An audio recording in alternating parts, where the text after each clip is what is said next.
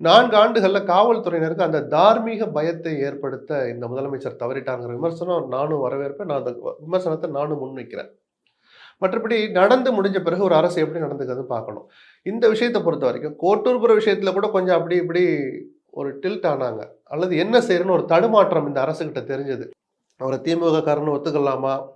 இல்ல அப்புறம் சில தரவுகள் வந்து ஃபோட்டோலாம் வர ஆரம்பிச்சதுக்கப்புறம் சொன்னவே சொல்லாம இருந்தா நல்லா இருக்கான்ட்டு திமுக அனுதாபி அப்படிங்கிற வார்த்தைய சட்டமன்றத்திலேயே சொன்னார். அந்த தடுமாற்றம் கூட இந்த மடப்புறம் விஷயத்துல, திருப்புவனம் விஷயத்துல நடக்கல. உடனே ஆச்சு. உடனடியாகவே அவர் இதுல என்ன நடந்தாலும் தீர்வு வேணுங்கிற அந்த முடிவுக்கு வந்துட்டார். ஏன்னா, ஒண்ணு இது தேர்தல் ஆண்டு.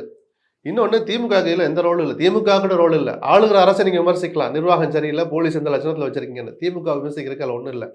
அடிச்சவங்களோ, அடி வாங்கினவங்களோ, மறைஞ்சவங்களோ யாருமே திமுக சம்மந்தப்பட்டவங்க இல்லைங்கிற போது, எதுவுமே வேண்டாம், எல்லாம் ஓப்பனா நடக்கட்டும் அவர் எடுத்த உடனே சிபிஐக்கு தள்ளியிருக்கிறார். இத தாண்டி ஒரு அரசுகிட்ட நம்ம எதிர்பார்க்க முடியாது.